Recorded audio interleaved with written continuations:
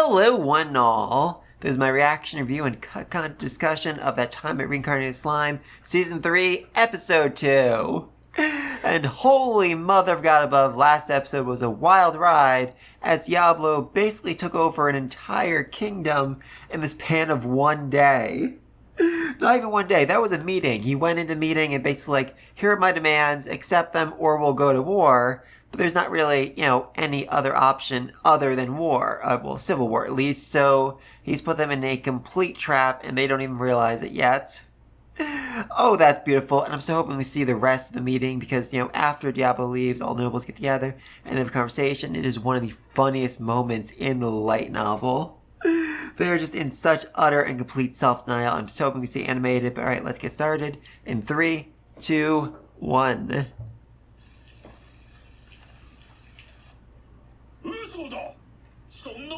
Okay, so we're actually starting, this is a bit out of order, but this scene, this conversation was basically the prologue of this volume, as the jesters find out that Clayman was murdered. They don't know exactly by who, but they know he was murdered at the Demon Lord Council.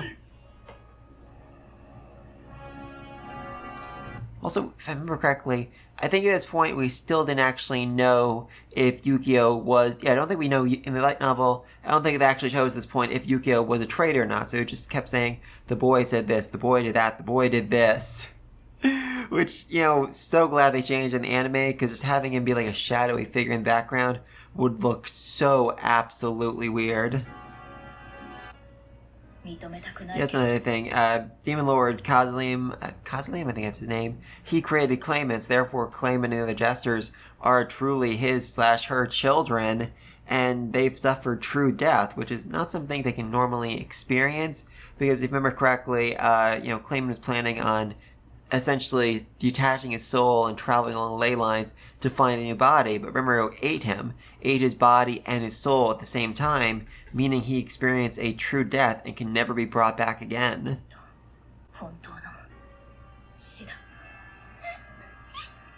And of course Tyr would cry because that's her whole thing.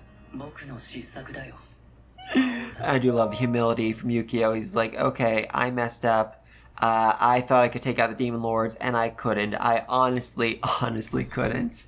Yeah, it's actually hilarious how much this man underestimated, the cap of this world.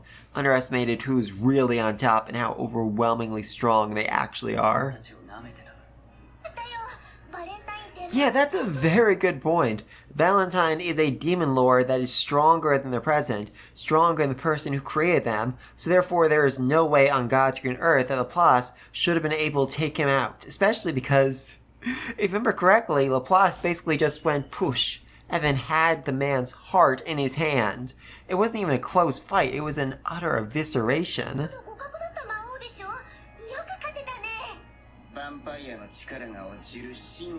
And this is the excuse he uses, oh, it's a new moon, a night when vampires are at their weakest, but yeah, that wasn't a close fight. That was, like I said, that was a slaughter as soon as the man got serious.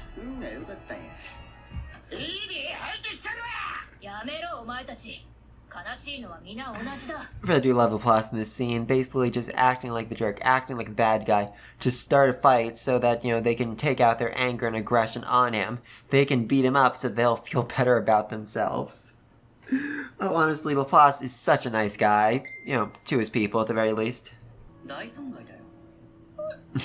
Yeah, they don't actually know that, Clayman's army lost, and that his entire base was captured.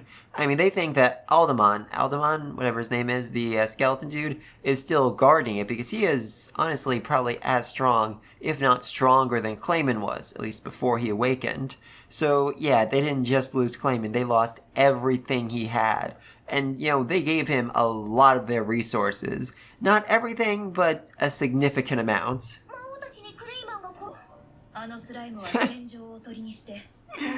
You're overestimating him just a little bit here.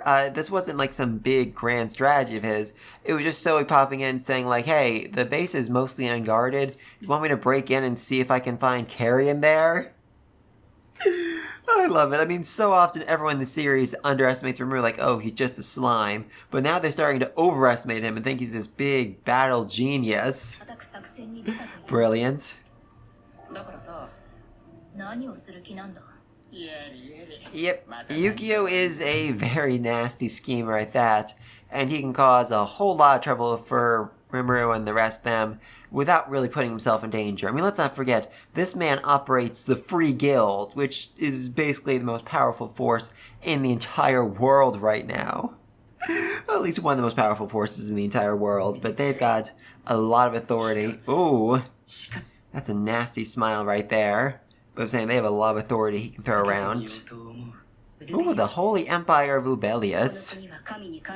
Yeah, that's the whole thing. It's a nation of true equality, where basically, yeah, the administration of affairs is left to God. There's actually a whole rant in the light novel about how this is basically communism, but the problem with communism is you can't really say, oh, everybody's equal when you have leaders on top of you. But a religious communist dictatorship can basically say, okay, yes, we're all equals because we are just, equally low before the goddess herself. It's a very weird system, and also just it's something I see so often in this series. This author, he absolutely loves theorizing about different forms of government. Like, every single time we meet a new nation, he goes on this long rant about how its government works, how this happens, how that happens, and just theorizes and postulates about it. It's honestly kind of cute. I like it.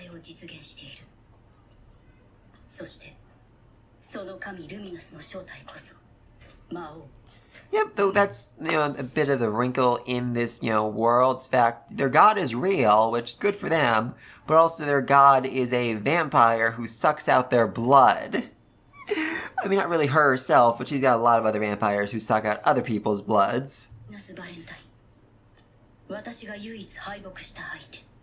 Well, I mean, technically you didn't win against Rimuru either. I mean, I wouldn't necessarily call, what he did a win to you, but you wanted to kill him and he escaped. So therefore, he kinda beat you.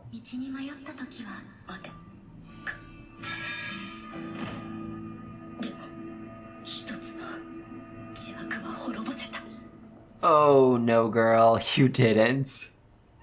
I mean, this is basically Hinata's story. She joined the Knights so she could make a difference. She could help the world and grow stronger in the process. But then as she rose and rose, she realized, oh, this whole church thing, it's weird. And it's being run by a freaking vampire. So she tried to kill him. And she actually kind of did. I'm pretty sure he's actually dead here. Unfortunately, though, she didn't realize that those vampires worked for a much, much stronger vampire. The true god of the religion. Love the slow, methodical steps. Always a fan of that. Just really ups the intensity.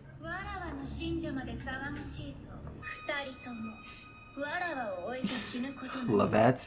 I think in the line of text says, I did not give you permission to die. Yeah, so they literally can't die without her say so, and that is just so absolutely insane and really shows just how overpowered she is. She controls life and death, literally.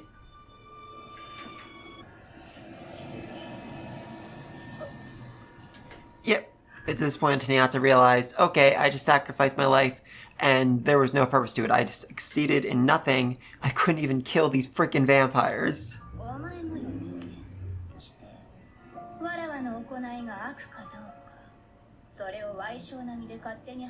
I mean, that is a very good point. Yes, she's a vampire. Yes, she's stealing blood. But her kingdom is also basically the happiest place in the world. Or at least it was before Tempest showed up. But, I mean, the people, they're given good work. They're protected from monsters. It's a pretty good system. Yes, some of them get their blood stolen, but not enough to actually kill them. In fact, that's actually a really important detail in the series. The happier a person is, the better their blood tastes. So she is literally, incentivized to make the people as happy as physically possible. God, I love the design of that mountain. It was described weirdly in the light novel, but I understand why. That is just so utterly alien. Almost feels like something you'd see in, like, Dragon Balls.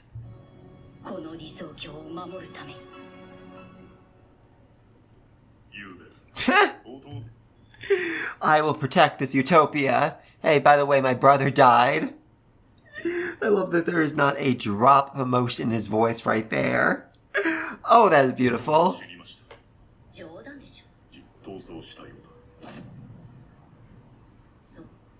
Yeah, Hinata, that's kind of your fault. You should have chased after Laplace and actually put him down. Instead, you let him go, and then he came back and killed Roy. So sad.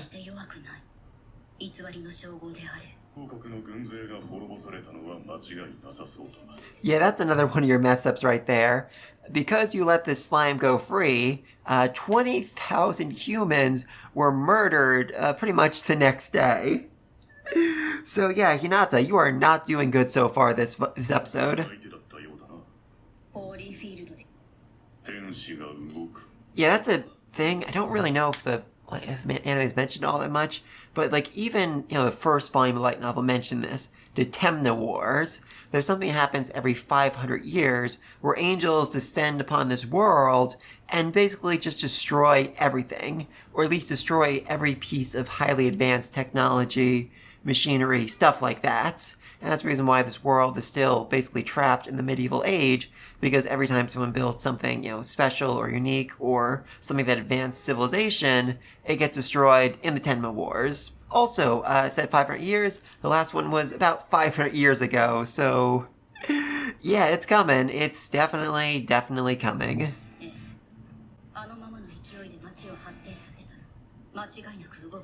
And that's another thing. I said they come every 500 years, but they come, when civilization is advanced past a certain point and needs to be basically reset. And Tempest is rapidly advancing past that point, meaning, they're probably going to come faster because of Tempest, but also means they're probably going to mainly focus Tempest, which might actually be a good thing for them.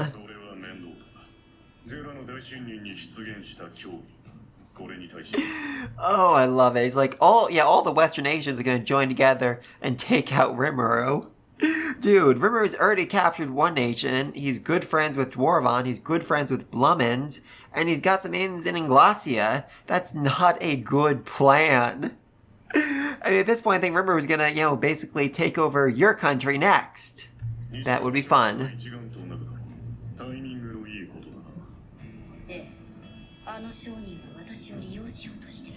Yep, that was the merchant who told her about Rimuru, which, only a few people in this world actually know about Rimuru. So the fact that he was able to tell her, hey, Rimuru, this dude, this slime, he killed your teacher. You should go do something about that. Wildly suspicious. And again, I mean, like I said before, in the light novel, we didn't actually know that Yukio was the villain, was the person leading the jesters at this point. So it was basically a question like, who could have done this? Who actually knows that I killed her and could have told Hinata? And the only suspect was pretty much Yukio. So even though we didn't know, we all kind of knew.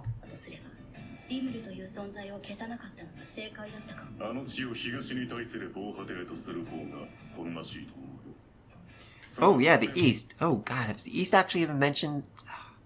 I legitimately can't remember. I don't think the anime's mentioned the East, because yeah, we always talk about the Western nations. There's Eastern nations too, or more correctly, there's one big Eastern nation, the Eastern Empire, who kind of want to take over the West, but can't, because the Forest of Jura is in the way, and the Dwarven Kingdom is in the way. So, yeah, that's, another future problem.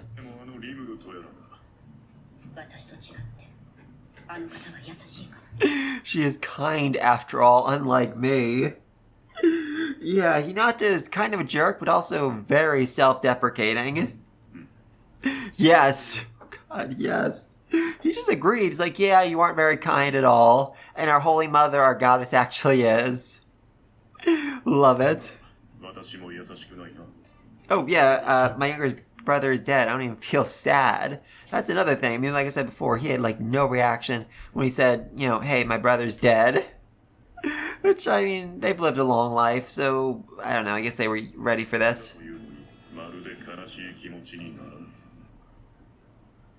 Yeah, like I said before, this whole design feels very Dragon Ball to me. Like, the watchtower, the mountains have that same, Dragon Ball feel to them, too.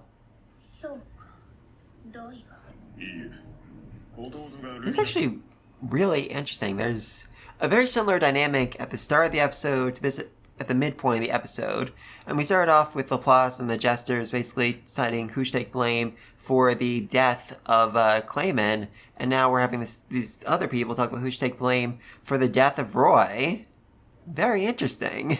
And we even have the dude blaming the dead person. Oh, that's perfect.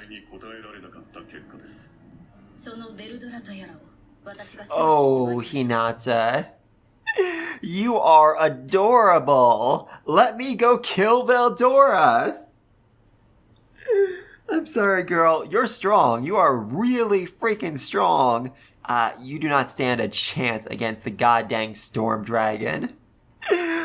Again, there's such a common theme in the series of people not understanding scale. I mean, she seems to think, well, I couldn't beat this god Luminous, but surely I can beat the Storm Dragon. No, I mean, Luminous is probably herself not as strong as Veldora, so that should tell you a lot.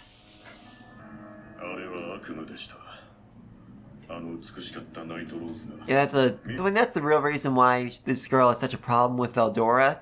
It's because in one of his rampages, he destroyed Night Rose, which was their city, their capital. It's where they ruled as vampires, and then it was turned to dust. And since then, they've had a real freaking problem with that dude, and they wanted to murder him. Though there's no real point to that because you can't actually murder a true dragon. They just get reborn at some point down the road.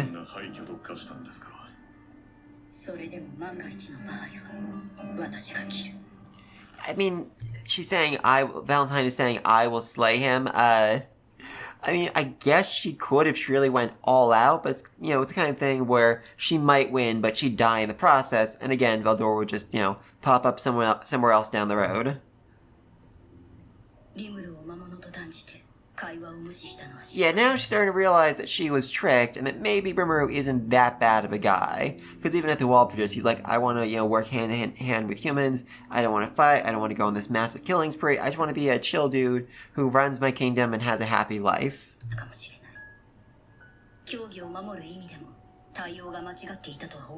I mean, that's also another issue. Basically, the laws of the religion that she currently follows and is the leader of the Knights for says, do not listen to monsters, do not negotiate with monsters, do not talk with monsters, just freaking kill monsters. So of course she wouldn't trust a monster, especially a monster who's walking around with the face of her master.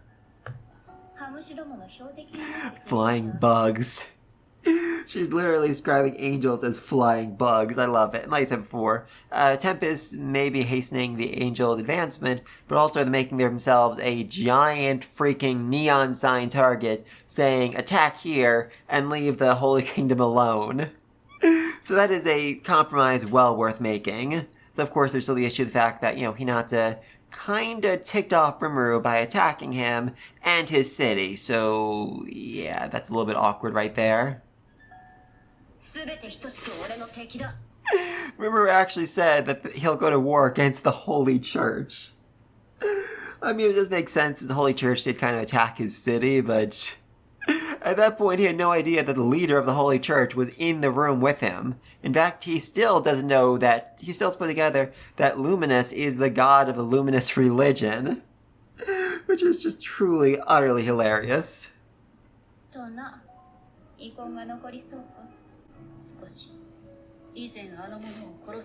I did try to kill him after all. Yeah, that's gonna make things really freaking awkward moving forward. I mean, he literally just announced he would make an enemy out of you if you came after him, so as long as you don't come after him or his people a second time, you're okay, maybe, probably, I hope so.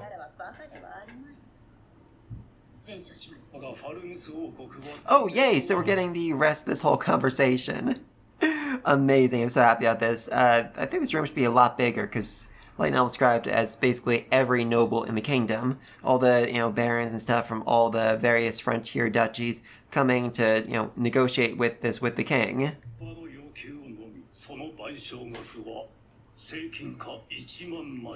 Again, 10,000 stellar gold coins. There may not even be that many coins in all of circulation. They may have as well just asked for $1 trillion. Though I think it's, was it $10 billion? Yes, 10 billion. They asked for $10 billion. And even Falmus is a large country, they are not that freaking large. With what? Vehemently resist with what? Your entire army was slaughtered. You have maybe 1,000 or two, people who are actually able to fight at this point, and they are not gonna win against the freaking Storm Dragon. That beauty Hinata... Oh, the Vixen, I was gonna say. I'm pretty sure the Light Novel describes her as a Vixen, but yeah, this dude literally said Vixen. Oh god, honestly, I gotta feel bad for Hinata, as people still talk about her, beauty, her physical looks, more than they talk about the fact that she is the strongest human woman in this entire world. Yes, as he's finally mentioned, the Lightspeed hero, Masayuki! And for the record, that pronunciation is a direct quote from the light novel. I kid you not, I love this man so much. He's one of the best characters in this entire freaking series. Oh, I can't wait to see him much further down the road, seriously. Oh, I love Masayuki. Oh yeah, for the record, these two right here, they're the spies. Not necessarily spies, but they are working for Blummin to make sure that this deal goes through, and they are just, literally shocked at the stupidity in this room. Yeah, this is the half-brother of the king. He's literally the scheming uncle character who wants to take the throne for himself away from his nephew. And now he's trying to goad his brother into continuing on the war because, yeah, he's that freaking stupid.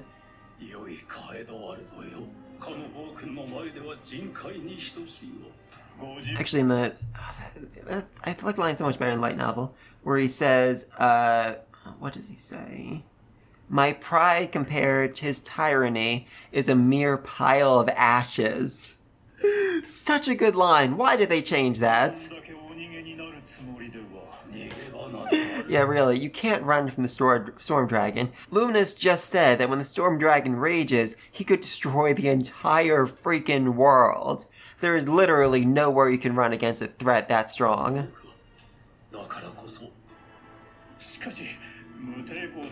You tried to resist. You tried to resist very hard, and as a result, you lost 20,000 people. Not just 20,000 soldiers, but 20,000, working force people. Farmers, bakers, people you actually need to keep your economy running. Even if you somehow win this war against Tempest, you won't.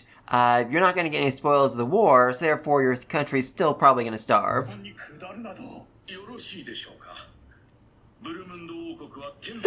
Yep, the Kingdom of Blummin is supporting a monster nation, which is literally the riskiest move they have ever made in the entire history of the kingdom. Oh, I love it. I love that Rimuru just basically became friends with the guildmaster, and that led to him basically becoming friends with the freaking king, and now having an entire nation to support him. Oh, that's amazing.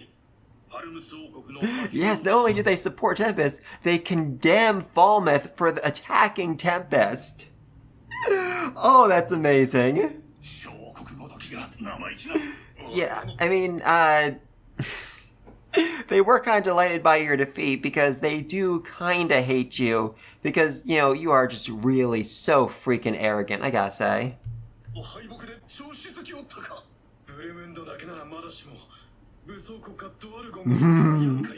Yes, they also got a message from the Dwarf King. I mean, he's not necessarily saying, I'm condemning you or I'm going to war against you, but just saying, I'm not going to negotiate with you. I'm not going to trade with you anymore. And since their entire economy is basically the trade between Blummin and the Dwarven Kingdom, that's a big problem. That is a really, really big problem for them. There we go. Yes, yes, yes, they're including this scene. I love it so much. Yeah, this is one of the coolest things about this entire series. I know it's a really small detail, but I just loved it so much.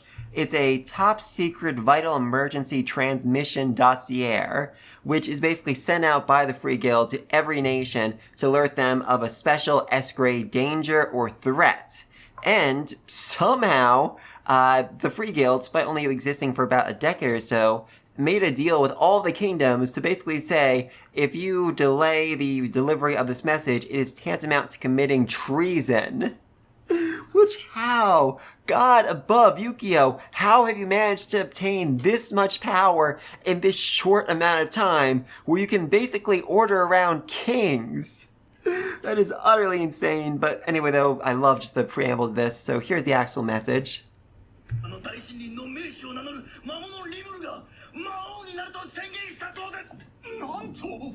Yep, you just ticked off a demon lord. Oh, you poor, poor summer child.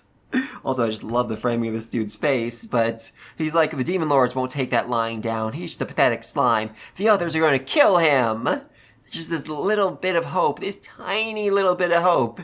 As you think, hey, the demon lords can probably take down Veldora, right? No! I mean, okay, maybe 2 of them can, but, or 3 of them can, but no, they are not gonna fight freaking Veldora. And if they did, you would die! All the demon lords working together to fight Veldora would literally erase this continent from the face of the planet. Oh no, you upstarts are about to learn how terrifying a real demon lord is.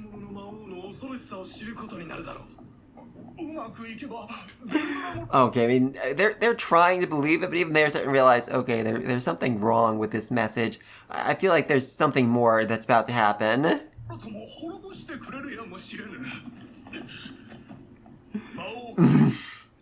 A second messenger? Why a second messenger? That's okay. And the light novel was like, the dude took his breath while they're all talking, and then he continued on, but apparently, oh no, there's a second message, because Demon Lord Rimuru has slain Demon Lord Clayman, meaning he is well and truly in the realm of being a Demon Lord.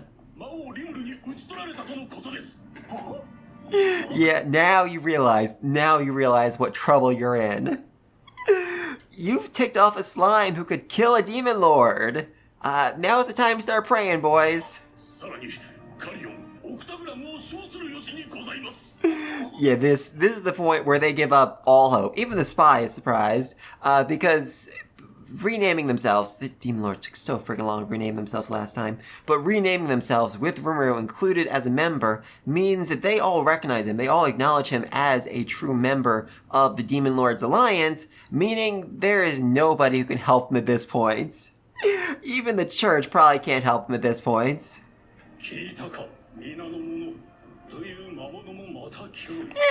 Well, even greater threat. That's a bit iffy. I mean, Rimuru definitely has more skill than Veldora, and I actually see a world where he could probably possibly beat him in a fight, but yeah, I wouldn't necessarily say he's a greater threat.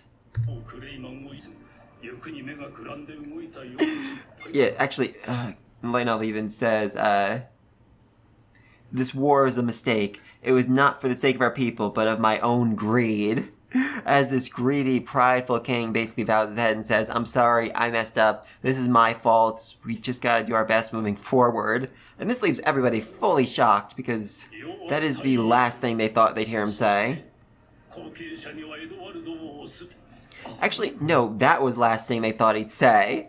Since the king does actually have a couple kids, I mean, 2 of them married off to other kingdoms, but he does have like a 10-year-old son who, you know, would probably become the next king, and yet he gave the throne to his brother because, yeah, they can have a 10-year-old running the kingdom. That would be utter and complete madness, especially with where they are right now. But also, the king's doing this because he knows, okay, the kingdom's gonna fall eventually, and I don't want my son involved in that. Let's put all the blame on my brother right here, the conniving uncle. He can handle it. He can be the one to get punished for it.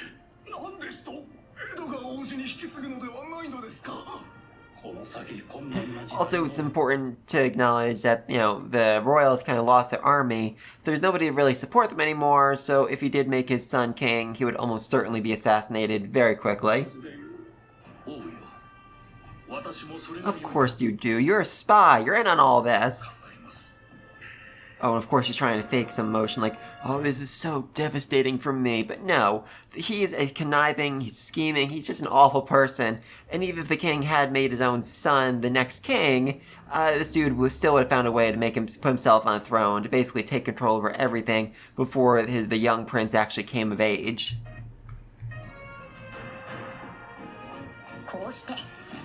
Also, I do just really have to acknowledge how much I appreciate the storyline here, because, I mean, go back and rewatch the king's first encounter with Rimuru. He is just like the worst person in the world, and even after his army was eviscerated, he still tried to negotiate. He still basically said, bow before me, for I am the king of a true nation. Oh my god, this man's pride was just next level. And now, after all he's been through, his pride is broken, and he really is focused on doing whatever he can to protect his kingdom, making sure that it survives to see tomorrow, to make sure that it isn't punished even further because of his greed. Also love that Diablo came back for this negotiation, this signing. I don't think it was really mentioned in the light novel, just like, oh yeah, we signed it, that's it. But actually seeing Diablo sitting next to the king is absolutely hilarious. Especially because this basically means, like, yeah, Rimuru, the great demon lord himself, didn't, deem it worthy to make an appearance here. You can deal with his butler. Holy mother of God, I love that. I mean, they are recognizing Tempest as a nation, but also important to acknowledge that the Western nations as a whole don't recognize Tempest as a nation. So even if they, break the agreement, even if they attack again, there's not really anything that anyone else is going to do about it. I mean, Blummin, Dwargon, they probably will, but the rest of the Western nations, they'd be like, no, that's not an actual nation you're attacking, just a bunch of monsters. Go nuts, have fun. Alright, next time, Peaceful Days, as we continue seeing what happens next. As, Rimuru has become a demon lord, Falmouth is basically his slave at this point, or at least is set up to be his slave, and Hinata has been ordered not to attack Rimuru and not to attack Veldora because she would die. I mean, even back then, even when Rimuru first fought Hinata, I mean, there's no way he would have hurt Shizue's student, especially after he promised to take care of her, to promise to look after all the students. So, yeah, he wasn't really fighting back, and, now he's a freaking demon lord and is way, way stronger, so Hinata versus Rimuru is going to be a much closer fight than it was last time. Oh, I can't wait for that, and just for all the insane, crazy things that happens, and oh my god, they name-dropped Masayuki! I can't wait. I literally can't wait for that, but please, let me think down below, what do you think of the King of Falmouth's basically, turning around, basically becoming humbled by what he went through? What do you think of Hinata? Do you still hate her, or do you kind of understand where she's coming from here, trying to protect people, trying to, fight for justice in her own way? And just what do you think is going to happen next? What is this scheming Uncle King gonna do? Let me think of all that down below, and until next time, peace! See ya!